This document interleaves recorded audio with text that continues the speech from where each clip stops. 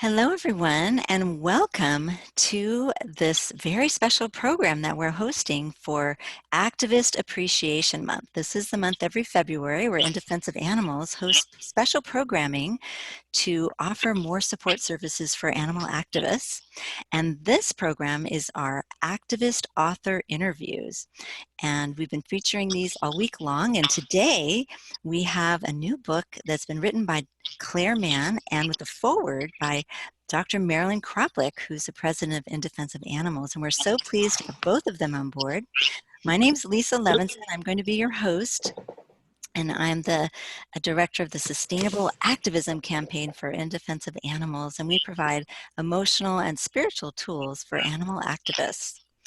So right now, I am going to read the bios of our special guests today, and then we'll get started with an interview. Wonderful. So many of you may know Clare Mann. She is an Australian-based vegan psychologist, communications trainer, and animal rights campaigner. She consults with people all over the world to help address the personal and social challenges of being vegan while living in a non-vegan world. Clare is the author of Myths of Choice, Why People Won't Change and What You Can Do About It. That's her most recent book. And Vystopia, The Anguish of Being Vegan in a Non-Vegan World. Many of you may already have read. And you can reach her website is veganpsychologist.com. So we've got Clare with us, and we also have Marilyn Kroplick, MD, who's the president of In Defense of Animals, and a board-certified psychiatrist and award-winning socio-political photographer. Since 2011, Dr. Kroplick has led In Defense of Animals powerful campaigns to end the dog meat trade, to advocate for elephants, and strengthen animal cruelty laws, also to save animals in need around the world. Her groundbreaking program to mentor and support animal activists, which is the one that I hope to run today, marries support for humans and animals alike. Her passion for animal rights was ignited in 2002 after purchasing a puppy from a pet store who became terribly sick. Dr. Kroplick's her fight for justice led her to discover the system of abuse that brings puppies to pet stores and she successfully exposed and shut down the offending pet store. Dr. Kroplick is using her extensive expertise to build a supportive and inclusive social change movement to achieve animal liberation through sustainable activism. So it's my pleasure to have both of you on board today. Thank you, ladies. Thank you. Hi. Thank you. It's wonderful to be here. Hello, Marilyn. We haven't spoken directly for a while. Great to see you. At least. Yes. Yes, and we all actually have spent time together at various animal rights conferences, so we do know each other well, and it's a treat to be together. Yes. So I'm thrilled to be able to ask you a few questions. I'm going to start with some, and then after I'm done with my questions, I'm going to invite people who have joined us online to ask questions as well. So I'm going to ask a few just to get started. Wonderful. So my first question here is, really I would like to ask Clare to start off with. What are the life myths? And this is your current book, is about life myths. And how do they apply to us? Yes. Well, when you hear the word myth, it's really an unquestioned assumption. And we talk about mythology often, but in everyday life, there are social and cultural expectations that we're born into a family. We learn them through our family, through our culture, through our schooling, almost unquestioned assumptions of what we should, ought, and must do. And we often don't know that these exist until we come up against them. And of course, in activism, we come up against people resisting the change, even become vegan when the moral imperatives there, the health, the environment, they give them all the facts and they won't. So what I've started to look at is to say, well, there are myths here, unquestioned assumptions by which people believe they should live their life, or what is good for them, or how they should behave in society, what they should eat. So in the myths of life, I've identified 8 different myths that each go into an example of where people, good examples, if you're thinking about, well, how do myths operate in my life? So say, for instance, you've got a group myth, whereas that's one of the myths. And that would be where you believe you ought to be like everyone else. It's perfectly unexpected assumption that you would be like everybody else. And if you look around our society, on the whole, mostly people do the same thing. They grow up, they go to school, they go to work, they save to put a roof over their head, they take a job, they often do things that they don't even ask even how they wear. Fashion dictates what they should wear, how they should talk, what is the best way to find a partner. All these sort of things, a lot of people don't even ask the questions. They might come out of the norm a little bit. So that when somebody comes up against something where someone does something different, or they're being challenged about their choice, it's to ask a question.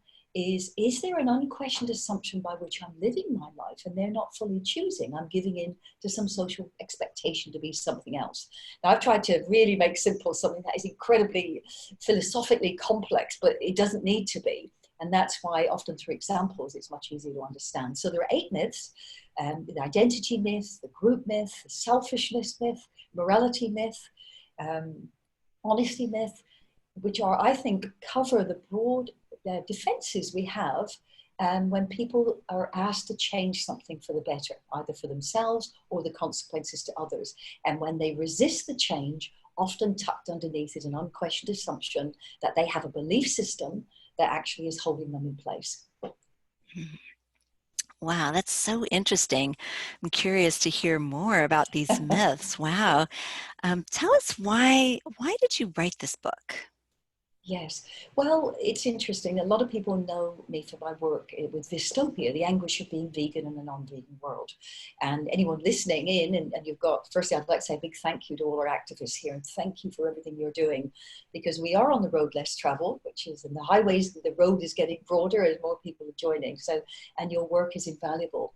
But when we know about what we do know and the enormity of the suffering and abuse of animals, we can learn tools and techniques to let that grief pass through us, and to learn strong communication skills to be more influential in getting people to connect with the suffering of animals and change their behavior. But a lot of people came to me and said, well, even though I've done that and I'm actually more able to manage my own grief and emotion and turn it into something powerful, why won't people change? I give them all the information, I show them the videos, or they refuse to watch the videos.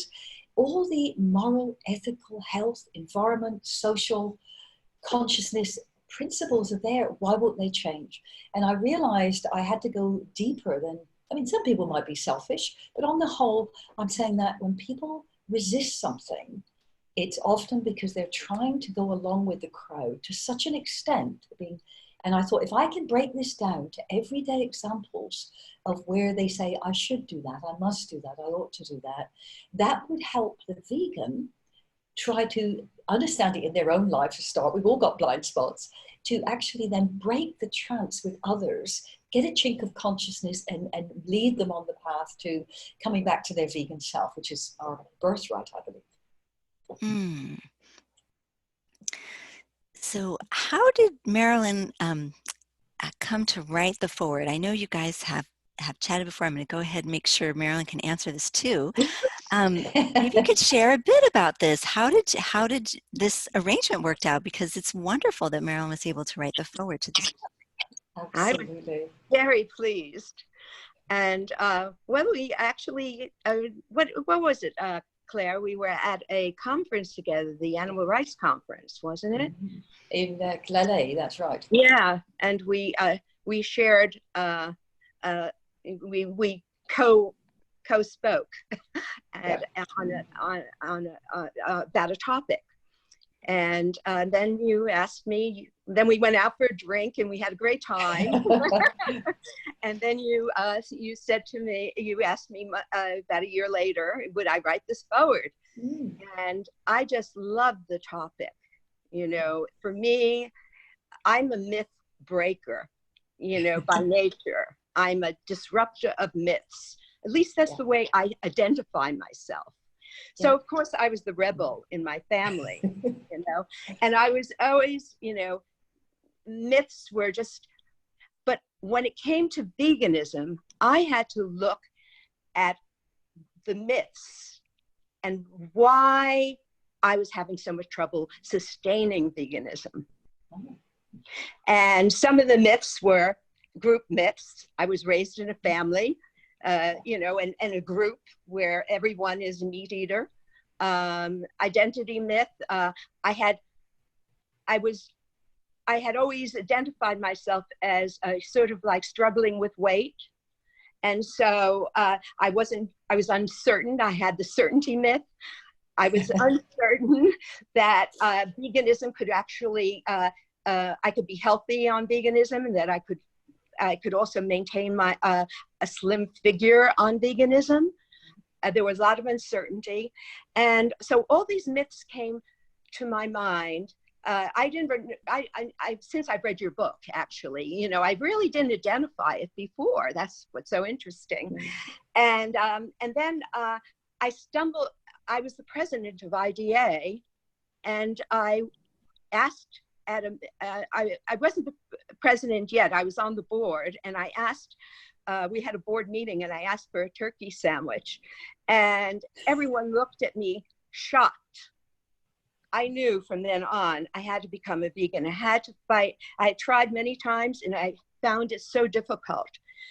And the myths are part of that difficulty. And there are also some other factors that I've learned since. But how did I change? First, I gave myself freedom to be wrong, to make a mistake. That's very important. If we're afraid to make a mistake, if we have to be certain about all our outcomes, we won't take the risk. We'll have too much anxiety. And so I asked myself, what makes veganism so hard for me? You know, well, I ate carrots. When I tried to become a vegan, that's all I ate. So it wasn't sustainable, you know? And I asked myself another question. How can I make veganism easier to do? Well, I had to break it down. So part of it is breaking the topic down into tiny steps. So I said, well, you need a nutrition coach. You need a vegan nutrition coach. You don't cook. So you can't depend upon restaurants. You really have to learn vegan cooking. That's another thing. I don't have a sharp knife to chop the vegetables. You got to go out and get one, do some research on that. And I like to be more motivated. I think there's something about health issues too, with veganism is more healthy than meat eaters. So I want to study that also. But knowing that was not enough. What really got to me was I had to get motivated. And I think motivation for behavior change is so important, but it's very fickle motivation. But I remembered vegan cheesecake, and that was my motivation. I just said, oh my God, I love a piece now. Why can't they just deliver it right now, the universe? No, Marilyn, you have to go on the internet. You have to look it up, the ingredients. Then you have to go to Whole Foods, and you've got to do it tonight. And that's what I did. And I made my first vegan cheesecake. And I never cooked it before or anything. And it was so delicious. I was so motivated. But now I was afraid I was going to get fat. You know? Because I loved it so much. I wanted to eat the whole thing. And so instead I said, I don't care. Weight is not important. You know, I had to give myself permission to just be motivated with this vegan cheesecake. So I ate it for 3 months. So motivation is very important. But now I had to get, and I was motivated now to look more deeply into veganism and gain some skills on cooking. So I started looking up recipes and, you know, got a knife and made beans and legumes and different recipes. And I noticed that my weight was not an issue anymore. My cravings had gone. It was like a miracle. So what I did was, if you want to see behavior change, it's very important to be motivated, but you can't depend upon motivation. And you would need to also have the ability.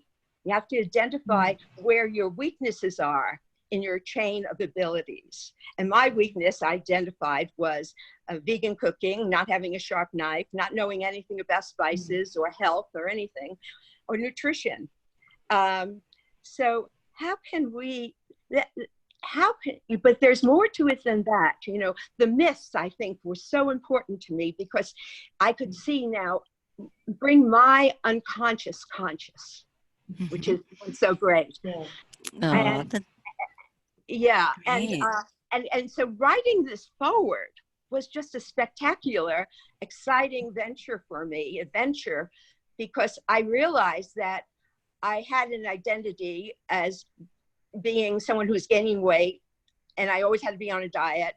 I had to let go of that, and just I had to also, you know, you have to let go of a lot of things, like, you know, well, if you're going for Thanksgiving with your family, and you might think of yourself, they might even call you selfish. That's a myth. Yeah. I'm selfish if I don't eat the turkey, and I make them cook up something else. Or my identity is as a meat eater, or my moral code is that it's okay because everybody else is doing it, the group identity. So how can, you know, I started to think about how we can change our world to become a vegan world, actually. And what I came up with is tiny steps. We have to make tiny steps. That's the way to do it. And that's the way to transform ourselves and the world. Without tiny steps, we overwhelm ourselves and we become very anxious. Mm-hmm. And we can't move forward. So your book really helped me to open up and analyze why I was having difficulty, how I had to let go of these myths, the myth of that the only way to lose weight was to diet a certain way, and then also and it opened me up to the world of animals. I was open to it before from my little puppy who I bought in a pet store, but this opened me so much further. And that's why I think if we come to veganism through any portal, that's good. Tiny steps. Yes. Yeah. Well, thank you, Marilyn. That's really helpful to hear your process and how it related so much to the book and to the foreword that you were writing. I have a couple more questions for Claire. I'm wondering, your previous book, Vystopia, focused on the vegan experience. So how does myths of choice relate to Vystopia? Sure, absolutely. Well, do you know, thank you. First, I'd like to comment on that, what Marilyn has just been saying, and thank you for writing the foreword, because who else could write it really, other than someone who had been a total chance breaker, who actually stands up against society and refuses to go along with the norm. Something that I immediately relate to. I've always been seen as the person who pushes the boundary, pushes the envelope, and I think for the activists listening is to have a little think about this. Where are people saying to you, oh, you're always so much trouble, you want soy milk. You always were why can't you just come along to Thanksgiving and you're upsetting the group. We look forward to this every year. So wherever you get resistances, you know, if they were just coming to the slaughterhouse with us, they actually wouldn't be even asking that question. But they're coming up, we see the suffering of animals, they're actually talking about having a good time. So whenever you get that resistance, or I'm okay, I couldn't eat that because of my blood type, is because we've got an unquestioned assumption, a myth, i.e. that there's a fixed set way to do something. So in asking Marilyn, but also her being a medical doctor and a psychiatrist, because my next, or I'm starting now to make inroads, is challenging the medical authorities who are trying to pathologize the Vystopia condition and saying that vegans either have eating disorders, and some may have eating disorders, but it's certainly not because they're not eating animals. They have social adjustment disorders because they won't go and eat the turkey on Thanksgiving. Or they, which is more concerning to me, they have self-harm tendencies. And now this is obviously a medical authority group backed by pharmaceuticals who are putting pressure on people who are showing compassion for all sorts of reasons. That's another socio-political debate. But for the vegan, in Vystopia really needed to give them a yardstick to say that Vystopia is a normal and predictable, desirable response to anybody seeing the level of cruelty we know, any cruelty we know. And we don't want people to say it's okay. We should be distressed. However, for us, in terms of being part of the solution, we need to transform that dystopia into powerful action for change. So really the myths, in answering your question, Lisa, the myths of choice was an opportunity to say, okay, you're working through your own, getting your own house in order, the enormity, the burden of knowing, and that's an ongoing process, the enormous self-care we need to have, the having social support around us. I advocate, a whole food plant-based diet with some cheesecake, pizza, and everything else, which I eat too, of course. But, on the whole, in exercise, meditation, but downtime is, and that's sometimes the best thing we can do to animals because we are the vehicle and the voice for them. So we need to make sure we're resourced. But then, even though people can have more exquisite communication skills, is going, well, why, as Marilyn has just said, why won't people change? And it is that embedded resistance. Now, why do myths exist? Is because people try to have a fixed sense of reality. They feel the world is actually very uncertain. And we try to make it fixed. We have our fixed traditions. We have insurance policies. We have qualifications. We have careers. We have families. We feel these are fixed. And when relationships break up, we lose our jobs, people die, we realize it's very uncertain. So suddenly as well, of course, could I just share with you, I'd love your take on it, Marilyn, is, why is it that when we talk about veganism, people are so, don't tell me what to do. You're trying to think you're better than me.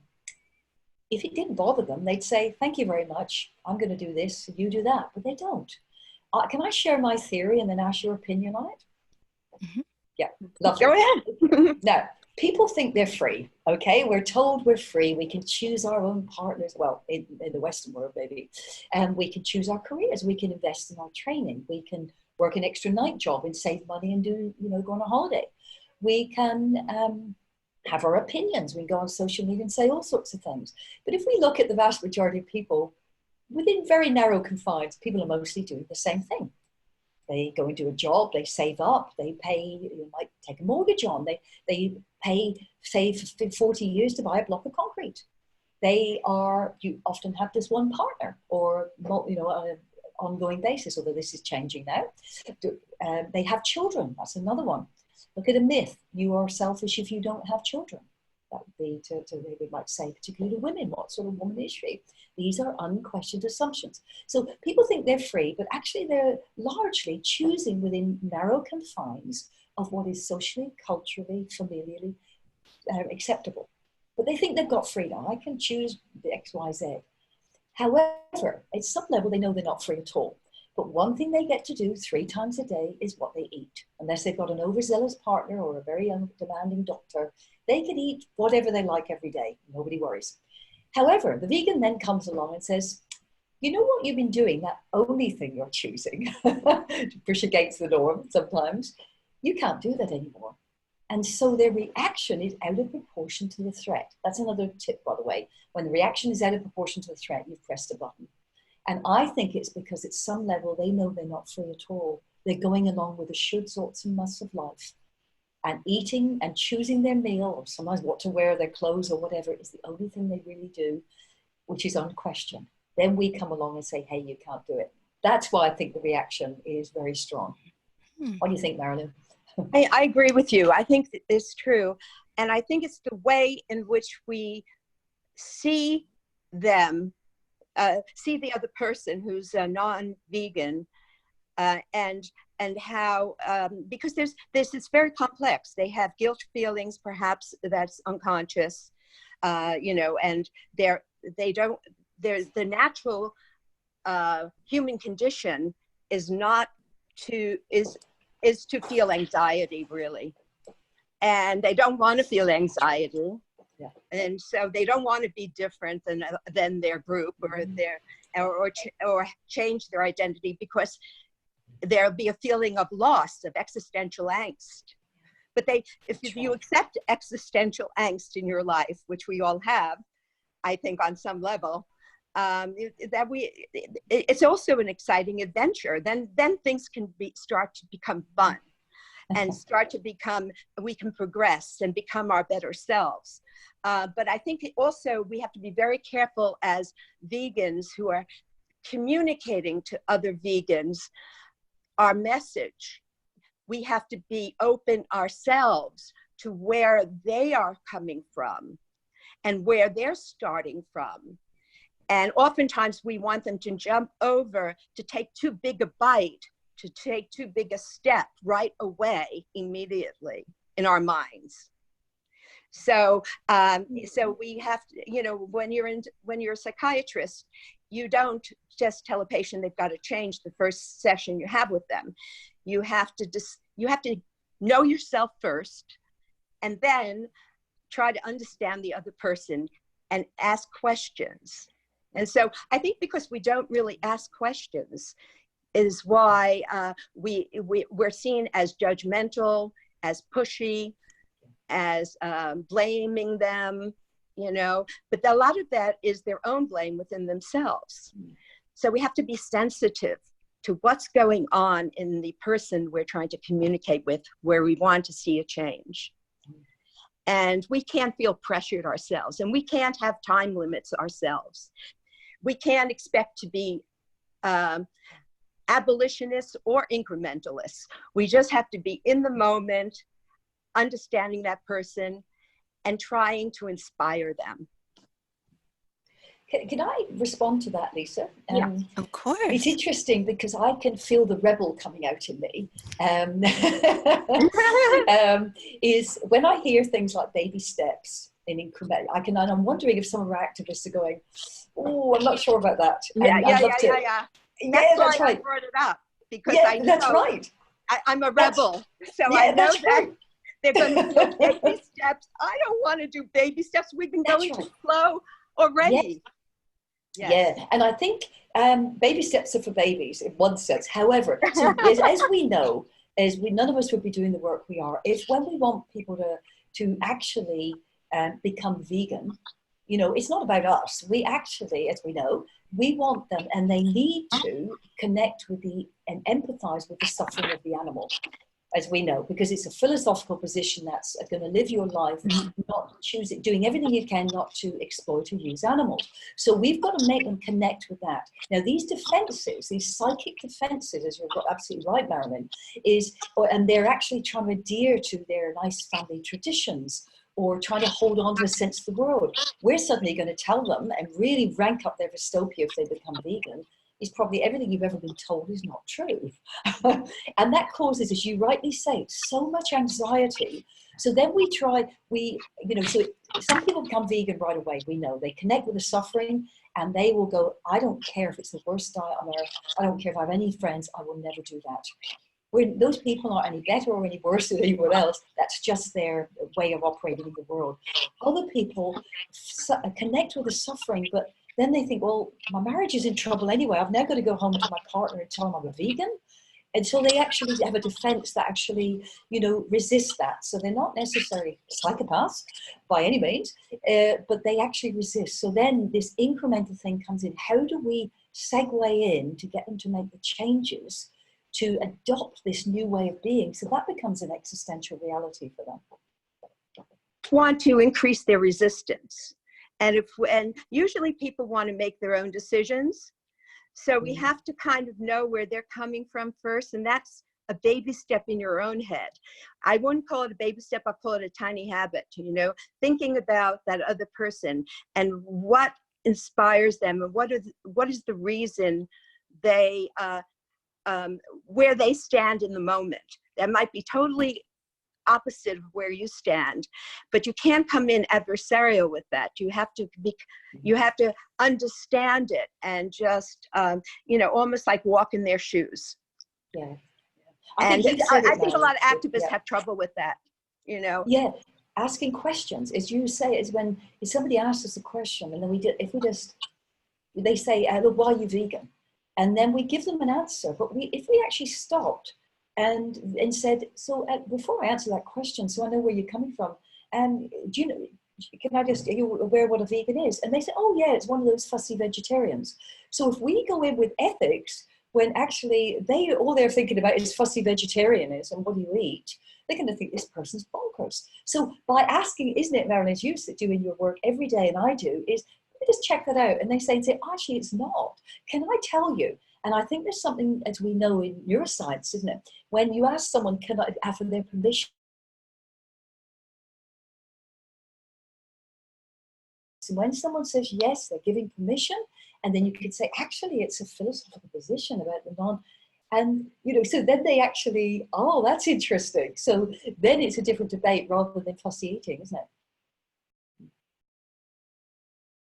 it? So to speak. We need to really just connect with the person first. Absolutely. Not try to give them, what we think is best for them. That comes much later.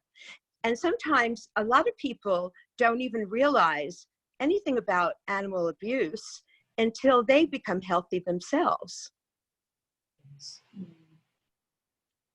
Yeah, I think that's a good point. So, if we start talking about animals and they're not ready to, and they're smoking or they're eating meat and they're not exercising and they have chronic illness, and we start talking about animals and they're having trouble financially, they're not going to maybe hear that. So you have to, it's individualized. It should be customized to each person, your message. Right. I think you're absolutely right. And I think it's, and I think the questions, how do we break these myths is the question, is little segues in, is not assuming that what we've heard is what was intended. These are principles that we should all be taught at school. But I wonder, sorry, Lisa, we're stopping you with the questions. Can I just do a little trance breaker? Because as activists listening, if you can do a little segue in, because if we answer in a prescribed way, because we're going along with just assuming things about them, I have a fun one that I always use, and this is, so we all get annoyed when someone is there and we know they've just eaten McDonald's for lunch and they see you with your new dog and they say, "Oh, I absolutely love animals." And our back goes up and we want to say to them, "No, you don't, you eat them." But I tell you what I do, I'm a bit naughty, but you have to do it with sarcasm, you can do it with generosity, and purely to break the trance, to get them thinking. Because if you do that, they'll resist. So when they say, "Oh my gosh, I absolutely love animals," I say, "That's absolutely fantastic. I love meeting vegans." And they go, "Well, how does that work?" I say, "Well, a vegan is someone who doesn't want to use or exploit animals, so I assume you didn't eat them." And then you've broken the trance, but you're not doing it with criticism.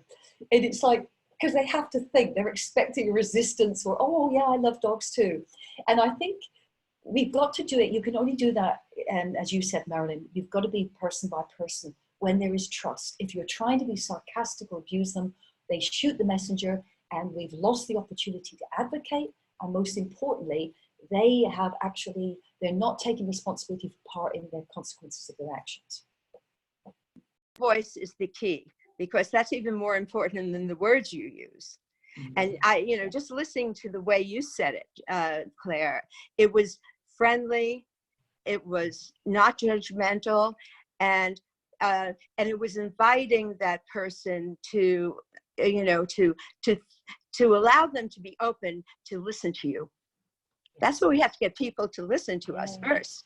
If they're not listening to us and they're just crossing us off their list right away as a vegan, as a crazy vegan, or somebody who wants to control them, we'll never be able to get our message across. That's right. We're so in pain about what we know. We know the animals in the cage and on the track, and we want to, we want to do everything. We wanted to shape them and say, "If you knew what I knew," and we can't do that. immediately we want to shake them and we want to say, can't you see this? Yeah. But their denial is so huge and so complex. Yeah. And you just wrote about all the myths. There's that, and then there's also habit change. And how do you actually change a habit in somebody? I mean, it requires when I say tiny steps lead to transformation. Yeah. And when I first got very involved with animal rights, I learned about this division of abolitionists, incrementalists, and it sounded so funny to me as a psychiatrist, because we always have to tailor our message to the individual, and that's how we're successful. Otherwise, we wouldn't have any patients. Absolutely, yeah. But Marilyn, I've just been thinking this moment is, as we're listening, where I'd like to ask the activists and all of us, where have we got a myth, an unquestioned assumption that we could never have a vegan world? In fact, I at the Animal Rights Conference last year, Melanie Joy had been on just before me, and she said, I'm sorry, I don't think we're going to see a vegan world in our lifetime. And I got on the stage and I said, actually, I'm sorry, I have to disagree with you. And the reason being, if we look at the past sometimes to see the future. Of course, we need to know our history and whatever. But actually, we're getting it's a myth. We're embedded by our social, cultural, historical beliefs of what is possible. When we start to dream a bigger dream, who would have thought that actually we walk into supermarkets these days, that on the media, that the Prime Minister of Australia in his inaugural speech said the first thing he would do is clamp down on animal activists because it's become such a threat. We would think we were dreaming. How can we get people to talk about this on a daily basis? It is already happening. So I think it's very important that we hold the vision and actually start, because our neuroscience tells us, quantum science tells us, the more we act as if before we are it, we start to bring it about in the collective unconscious. You're so correct. I mean, you have to hold the vision, and I say clearly but loosely. You don't yes. have expectations like, I don't think I'll ever expect a vegan world by such and such a date. Well, first of all, you don't know what to expect, and you don't know what's going to happen. And I find if you make it less big and you chop it down and you just stay, you stay doing the small steps with the big vision in mind. Yeah. Always have the big vision in mind, but don't depend on it, because then you'll get into it won't happen. That's right. Well, that's the yardstick of success, isn't it? And I think the reason I believe we will see a vegan world in our lifetime is because of myths. The vast majority of people follow. They're not asking questions. And they're actually going along with things that make them sick, that make them tired, that trash our environment, that are causing ocean dead zones, that are trashing animals, because everyone else does it. Whenever we hear because everyone else does it, it's normal. All we need to do is a small number of us, in fact, marketing tells us that, it's about 16% before we start to see the early majority come on board and follow. But what we've got to do is get our own house in order. We've got to not be fighting with each other. We've got to actually celebrate animal liberation. And its biggest thing is, in fact, all stuff on social change. As we know, I've been reading a wonderful book by Bill Moyet, when he talks about if we're just fighting and saying, oh gosh, the worst thing we do is street activism, holding up slaughterhouse footage. Oh, the worst thing we can do is meat-free Mondays. The least we can do is not criticize other groups. The best we can do is hold the vision collectively for the overall thing, which is animal liberation. All of these processes are needed. We need the rebels, we need the good citizen things, we need the change makers, and we need the social reformers. Isn't one way to do this? Is probably a combination of ways that come together in a synergy and just make it happen. And I find that if you think that you want to have it by a certain date and you're pressuring yourself, or even if it has to be a vegan world, that's where I don't even like to really think of that too much, because that's a purity kind of thing. I just think more like, everyone is mostly, the animals are not suffering anymore and we're not eating meat anymore. But to put it like a label on it, to me, and then maybe one person's eating meat and now it's not a vegan world and I'm disappointed. Actually, you've just said it, actually, Marilyn, because it's a vegan world. We're saying that's the ultimate. If we didn't know about 1.3 plus trillion animals being killed a year, what else don't we know? Therefore, if, as you say, this place where people aren't abusing animals, eating animals, is actually, there is a world beyond veganism, which is a higher rating of conscious, really people becoming vegan. And actually, all we've done is we've come back to ground zero. We've stopped taking what is never ours, but what else could we do? What other possibilities for us to live and create a more conscious world and bring our creative selves to the plan and actually, create communities and ways of living that actually we could create amazing things. Loving communities where people can can actually see the fruits of their generosity, the fruits of their compassion, all blossom. Yes. And and I think that's possible. So my suggestion to everybody is, this is just my suggestion, is that we celebrate. We learn to celebrate. We think of the positive. If something we've done, if I think like, wow, I'm eating cheesecake, wonderful. I'm not worrying about gaining weight, wonderful. I'm going to celebrate. I'm going to take myself and I have a list of different ways I'm going to celebrate. We have to learn to shine and to celebrate. And that's what we have to do also with the people that we meet who aren't vegans. Every little step that they take should be a celebration so that they feel good.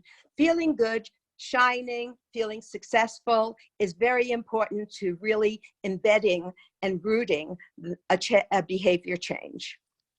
It's giving people the tools, isn't it, really, is if we only have to, and I think that's why, in Marilyn, when we did this book together, is we get people to look at their own lives and their blind spots. And a lovely way for people and listening is, if you feel, let's just take an example. Not everybody celebrates birthdays. For some people, it doesn't even exist. But there is an assumption that people celebrate birthdays. This is a culturally collective thing, okay? But as a psychologist and psychiatrist, if somebody comes in, a client says it's my birthday, we wouldn't say happy birthday. It might be the worst day of their life when they lost their mother. So we would say, what does it mean to you? And they say, well, I love it. Oh, well, great, happy birthday. But ask yourself, it may be birthdays, it could be a wedding anniversary, it could be anything that is often a tradition. If somebody forgets to do it or acknowledge it and you feel offended, why didn't my friend remember my birthday? It may be a million reasons. Your friend, birthdays aren't important to them. They're overseas. They are showing you a wonderful friendship the rest of the time. They just happen to not acknowledge the day. You could make up a story that they're not a good friend according to some social and cultural myth. So ask yourself, where I feel affronted? I always go to an activist group and they never remember my name. I don't feel included. Well, maybe they're just not good at remembering names. Don't put the meaning on that. Ask yourself, there is a myth, an unquestioned assumption that if people really valued me, they would remember my name. They'd remember my birthday. My partner would buy me a bunch of flowers. And this is not necessarily the case. We have to ask questions, as Marilyn said, is be curious, ask people their intention and meaning and the effect it has on us. But so I encourage people to go through to see their own blind spots in all sorts of areas where they judge their families, where we judge non-vegans for being selfish when in fact they might be afraid of being kicked out of their house. And actually therefore we come alongside, it's not just vegans that are suffering. People are struggling with the human condition. Vegans have got all the normal problems in life. We just throw Vystopia on top. Yes. Well, this has been a very engaging conversation between the two of you. I have enjoyed it immensely. We do have some questions that have come in from some of our listeners, and I'd like to address those if that's okay with you. Please. We have one that was submitted a little bit in advance. So to be vegan is to be a feminist. The animal agriculture system is based entirely on the exploitation of female bodies. So how does it not follow that to be a feminist is to be a vegan? Yeah. I'm happy to pitch in on that, and I'll make a strong statement, or two things. Is I would say the animal exploitation industries are primarily female. We've just done a big expose through Animal Liberation Queensland, which was looking at the horrific treatment of male pigs, boars. So males do get exploited too, but primarily what we're talking about, because of the numbers, it is the exploitation of the female reproductive system. I believe you cannot be a feminist unless you are vegan. I will make that statement very clear. I believe people will have feminist principles, but I think it's within a narrower band if all they are doing is saying, well, it's okay for, I think, human animals should be treated in a certain way, and yet other animals can have their reproductive systems exploited. That would be my perspective on that. Mm-hmm. Okay. Yeah, well, I think there's an interconnection between all the movements, really, and basically it's changing our relationship with animals. It's changing ourselves. It's changing the environment as well. We really need to understand that. I don't like to, I guess I'm against in a way saying you can't be this if you do this or something like that, because it feels judgmental to me. I think that I see things more in a process-oriented way, that we're in the process of becoming. And it's not that you can't be a feminist if you're a meat eater. You might be on the path to becoming a vegan there, but you just have these blind spots about animals. So I try to keep an open mind, as big and open as possible, so that that's my suggestion to everybody. And go slow.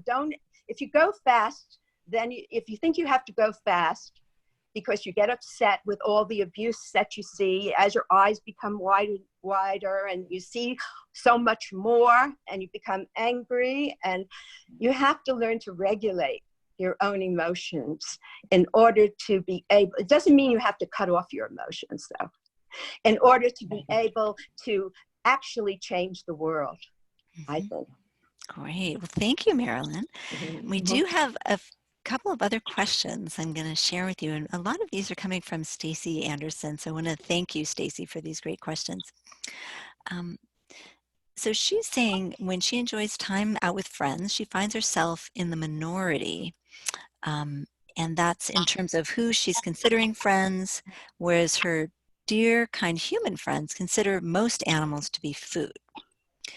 And they are uniformly rescue parents. They have dogs from rescue organizations, and then they bite into their burgers or into their bacon. So she's describing that this has a visceral reaction. She feels like she wants to vomit, but she can't. She wants to know how to speak to her sweet friends in this situation. Yeah, well, my advice would be don't try and do it over the dinner table, because it is so loaded with so many, it's to do with nurturing, it's to do with relaxation, it's to do with community, it's to do with treats, and then suddenly we're going to bring in these things. So I wouldn't be doing it over the dinner table. And it is infuriating this, and many people decide they will not eat in the presence of other people. They take a liberation pledge. That's their choice. I personally have taken that pledge. I won't eat in the presence of other people in restaurants with them, so I'll go to a vegan restaurant. But that doesn't mean, and then I know lots of colleagues and friends and high-profile activists who will do the opposite. They say, Claire, we're losing the opportunity. So you have to decide for yourself. And Stacey, I think, you've got a great opportunity to advocate there. They've already made an emotional connection with the companion animals. That is a wonderful example that they are compassionate, empathic people. And you need to fan those flames and just extend that window of compassion a little bit broader. Champion them for what they're doing. and then make suggestions. So, but don't do it over the dinner table. Say, hey, look, I'm just a little bit confused. What am I to share with you? You know, I just, you know, you're so close to animals and things, and I love the way you are with your dogs. You take all these rescue animals, and I too feel strongly. And yet, you know, I'm a little confused as to, you know, how is it we all get to, when we use the word we feel we're in it together. We've all been duped. We've all had the shutters on. You know, you're not all holier than thou and they're on the dark. I'm just, you know, how come we have certain animals we seem to like and other ones we don't? And yet their suffering is this thing. So you start to get curious and you start to do those little chinks of consciousness. And sometimes people won't tell you, Stacey, oh gosh, you're absolutely right, because their self-consciousness is too great. So if people remember how you make them feel, not necessarily what you made them tell them. When you do that little chink and you're genuinely curious and say, look, how can we find ourselves in these situations and these animals suffer, is they will go away and you've started the process. They will sometimes think about it and come back later and go, actually, I was thinking about that. Right. Plant a seed. That's what I would say. Yeah. Plant a seed. That's the tiny steps, the baby steps. Yes. We'll come back to that if you. Great. I'm realizing I'm a much bigger rebel than I realized. So we are at the top of the hour, but I wanted to let you know we started a little bit late due to some technical issues. So I'm thinking we'll go for a few more minutes. Just want to let everyone know who's joined us. And we have another question here. And this one is actually for Marilyn, and it's also from Stacy. In your early experience with IDA, since it kind of forced you to go vegan, is the way she described it, was there any part of you that resisted this? And if so, why? Well, yes, of course. I had to get very in touch with that. The resistance was all the conditioning that we had for our whole lifetime, really. I mean, you know, we're not even aware of it. It's just, we were born eating meat, you know, where it's given by our loving, caring mother.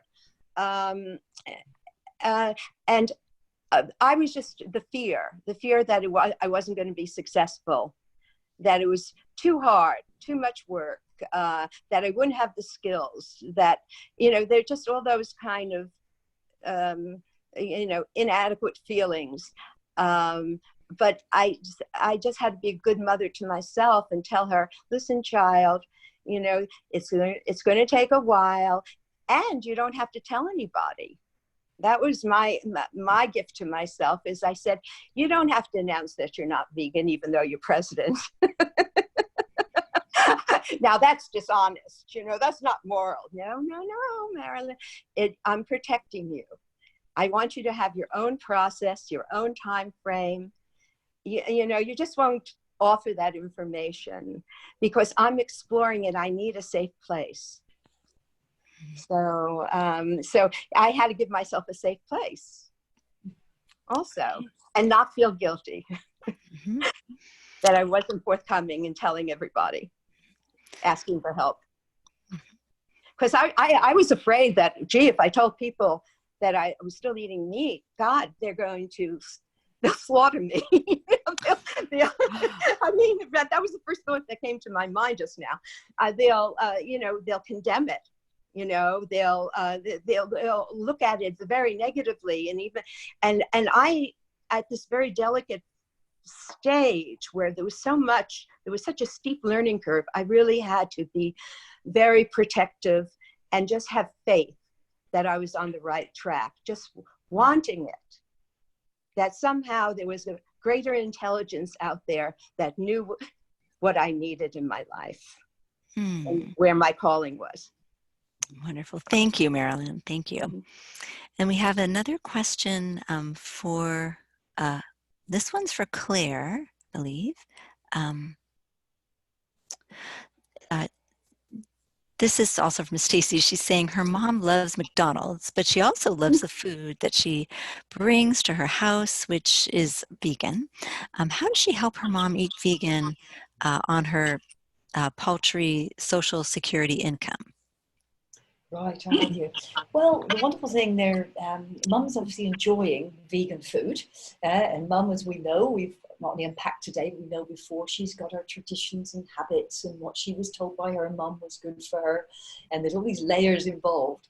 But really, I'm a great believer that, we have to use what's called the hooks, i.e. we hook people in, pull them in sort of thing. That isn't an animal analogy in any way. Pull them towards us. So what's important to mum? What is she, is health important to her? Is tradition, is having a treat, making it easy, not cooking, whatever it is. You've got to make it easy for her in many ways. And actually that's where this conversation needs to start. But the reality is there's all sorts of wonderful websites out there and packages that can, how do you become vegan on a shoestring? In fact, it is far more financially not only easier when you eat beans and lentils and you go to the supermarket or I even go myself, I go to the vegetable shop. If they've got ones that are bruised and all sort of cheaper because there's a glut of them, whatever, I will buy those in season. And what is really useful, I would go on to, I recently downloaded it, on the website, That Vegan Couple, they've got a lovely video and they tell you what's in their pantry and they go shopping with you. And they have these very principles of how to live, really healthfully, but actually on a bit of a budget. So that could be a nice little starting point. But making things easy for her, what sort of foods does she like? Does she like chili? Does she like lasagnas? And just replacing that, actually, obviously McDonald's is cheap. And the reason is, we know all the political reasons behind that and the subsidies, is in the long term, it's not cheap for mum. There'll be far more forking out of expenses to pay for her health and whatever. If she likes your food, you can make really cost-effective lentil lasagnas, bean chilies. Go on to One Green Planet, pull out some simple recipes for her, which is on a shoestring, and make it easier so she hasn't got the excuse. Because often, people are struggling and they really don't know how to do this. Mm-hmm. Thank you for sharing that. That's very helpful. And there even are some places that you can get vegan food delivered and even frozen vegan food. I think that there's some various programs out there that might work on a budget the way you're describing, Stacey. Let's see, we've got a couple questions. And so one of them is how to convey, this is from Shirin, how to convey that meat reductionism is not enough when their main motivation is to go vegan is about climate change versus animal welfare. Can you just say that again? That question. How to convey to people who are that meat reduction is not enough when their motivation for veganism is climate change rather than animal rights. Claire, do you want to? Yes, I'm happy to. I'm just actually sending a little message to Lisa. Exactly. Okay, I'll just send that. That's lovely. Yes, I would. I think it's very frustrating, isn't it? We're seeing all these people out there who are, thank you. They're getting off their couches and their sofas and their golf courses and their schools, and they feel passionate about something. Okay, they feel that a lot of our habits are resulting in climate change. Okay, there's a whole debate around there. We clearly have environmental destruction and the tragic things that are happening around the globe. So, in many ways, if we go in and say, yeah, but don't you realize the biggest issue is the animal agriculture, which contributes to climate change, they will just resist us. So in many ways, it's again, as Marilyn said, it's opening up the conversation, asking them what's their understanding, having some facts and figures. Just suddenly, sometimes when you have a fact, you share it in a collegiate, collaborative way, you could say, hey, look, I'm just a little bit interested. There's some research that clearly tells us that one of the biggest contributors to climate change is actually animal agriculture. Are you aware of this? Because, when I was looking into this, I came across it. But have this little line or a statistic, not to blind them with science. Because if we just do it in a way that says, don't you know that, ABC, but we've got nothing to substantiate, they just think it's opinion-based. Okay? Also, ask lots of questions about what is their motivation? What is it that bothers you about, you're concerned about the climate change. What do you know about this? Get as much information about your audience, okay? I encourage people to ask the question, what? What is it what is it specifically that you know about the advent of animal agriculture, or what are the main influences on our environmental changes? You get more data about your audience. That when you ask a question what, you get an explanation or information. When we ask why, we get a defensive response. They give an excuse. Okay, you need to partner with them and say, it's absolutely fantastic what you're doing. I think it's wonderful that people take to the streets and you feel being, can I share with you some more information that is a bit of a missing picture here? Because it's actually one of the biggest things we can do, seems to be something we can do every day. Can I have permission to tell you? So it's how you deliver this information, as if we've all been duped, we haven't all got the whole picture, great what they're doing, and yet you need to know this, because we do know there's research from Yale University and Princeton, which tells us about the biggest contributor to environmental destruction. Have it up your sleeve, but don't just say, well, actually Princeton University says X, Y, Z, and you feel like you sound like a bit of a know-it-all. Is actually say, hey, look, can I share this with you? Because we all want the best here, and yet this is a really big piece. Let me share this with you. Have you seen a film?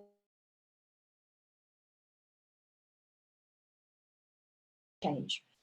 Documentaries, a recent, in 2019, the global survey of vegans, I didn't actually see the survey, I saw the results of it, said that 21.9% of people said they became vegan by watching a documentary.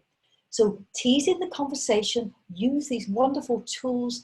They've done all the work for us. If they want to know about health, get them to watch What the Health. If they're interested in will I die by eating vegan, get them to watch The Game Changers. If they doubt what's happening in factory farms and in testing labs, get them to watch The Million.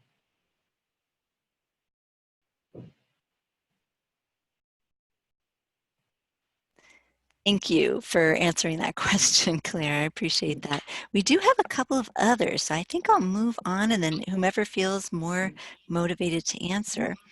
How about, let's see. This question is from Lucy, and she says that actually Marilyn mentioned the interconnectedness of all the movements. How do you feel about the consistent anti-oppression and connecting with these anti-discrimination movements like anti-racist or indigenous rights? Well, I think that once you start to see what reality is, whatever that is, you start to wake up, you get out of the trance, then you realize that suffering is in many, many, many places. And the suffering, and you start to recognize it, and then you become more interested in other movements, and you become sensitive to other people's suffering, and they're all interrelated, I believe. So, it's almost karmic in a way. I mean, cause and effect. We kill animals, and so we get chronic illnesses, and we murder each other, and then we're violent to our fellow activists, and then we're also bullying in our politics, and they're all interrelated. And so you become more open to and much more compassionate to all the different movements, because you're more open to other people's suffering. Yeah. Could I add to that, Marilyn? Mm-hmm. Is, really a definition of intersectionalism, as you've just said, is where oppressions intersect. However, I think we have to choose our cause. I think what's happening in veganism is people are advocating for animals. They say, what about women? What about refugees? Yeah. If we go on a gay rights walk, it's not for us to say, hey, by the way, do you mind not mentioning factory farming? We have to be aware and respectful that oppression is oppression, and it's far-reaching, and yet therefore we'll be respectful. But if we're all trying to bundle everything together, we don't have those small, simple steps that actually give a focus for change. And when people are confused, they go, I can't be bothered. So realize that oppressions intersect, people are suffering. All these issues are important, but choose your own cause. Back to that, baby steps, tiny steps. principle. Maybe We a bit of a stride. We can't conquer the world overnight. And I think I think if I was thinking I have to have a vegan world by a certain year or in my lifetime, I would be discouraged because it would seem, part of me would say, oh, it's impossible. There's maybe one person eating meat. That's not good enough. So celebrate the progress we're making and the process rather than expectations and outcome. Keep your eye on the ball, though, and what your goals are. I'm not saying just go. And I think that, we do have to focus, and then we also have to be empathetic to other people suffering as well. But the process of becoming vegan opens you up to that.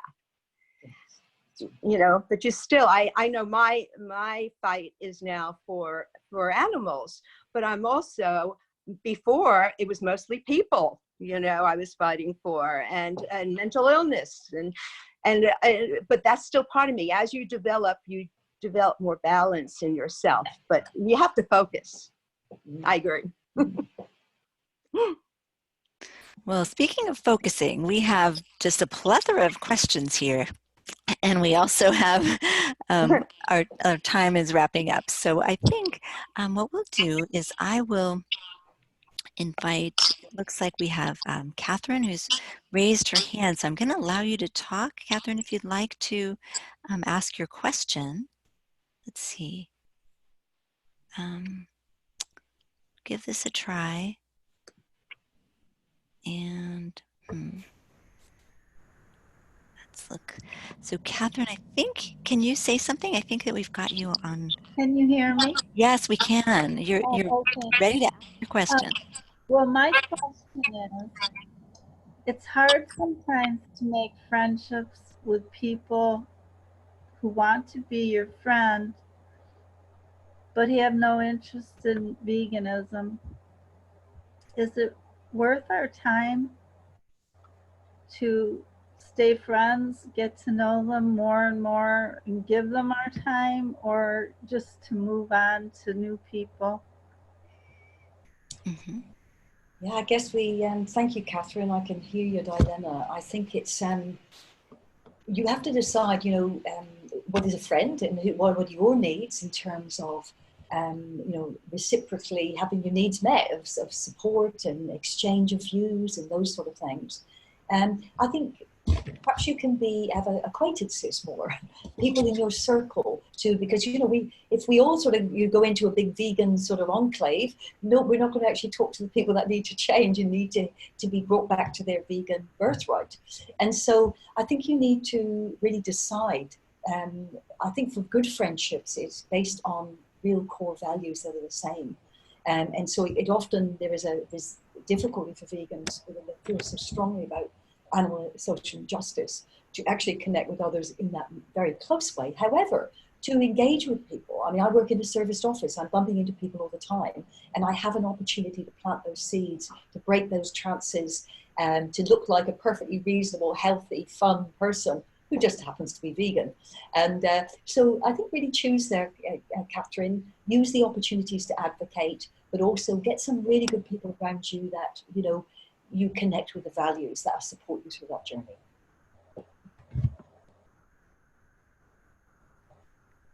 Wonderful. Thank you, Catherine, for asking your question, and also to Claire for answering it.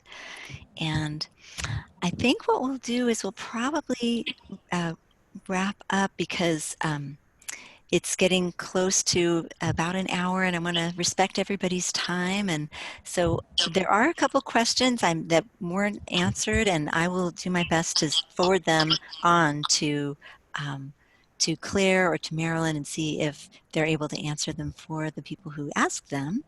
And again, I wanted to thank both of you for joining us. It's really special that you came together in the way that you did to work on the book, and also to Marilyn with the foreword and Claire with the content of the the book and then to be able to have this sort of dialogue. It's a really fun, I think, for most people to be able to see the interaction that the two of you have. And also, I'd like to thank everybody who's joined us. Our time is so precious, and I really appreciate that you have joined us today to hear a little bit of what Marilyn and Claire have to say.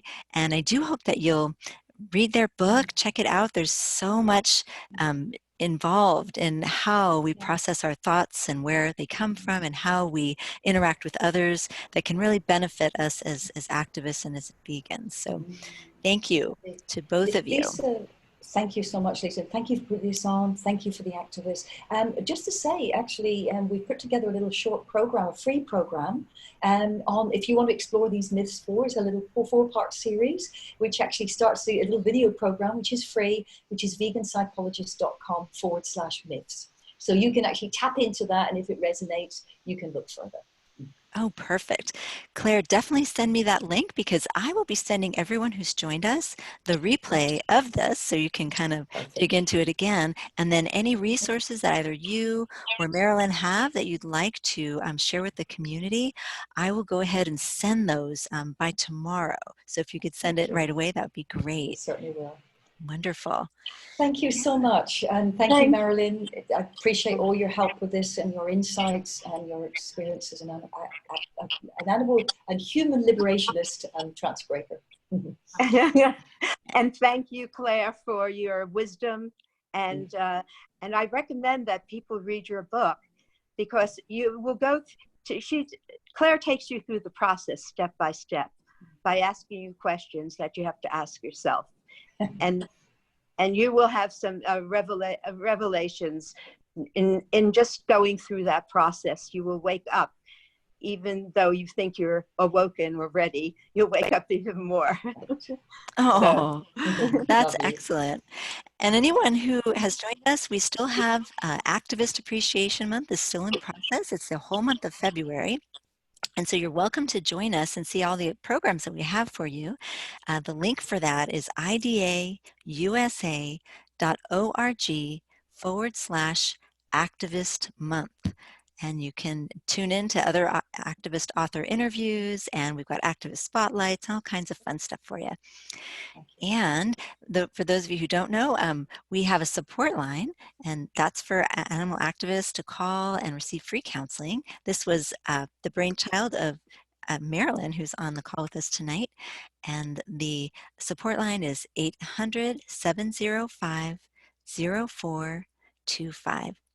So I want to thank everybody again for joining us, and we hope you have a wonderful evening and especially enjoy Activist Appreciation Month. We appreciate all that you do.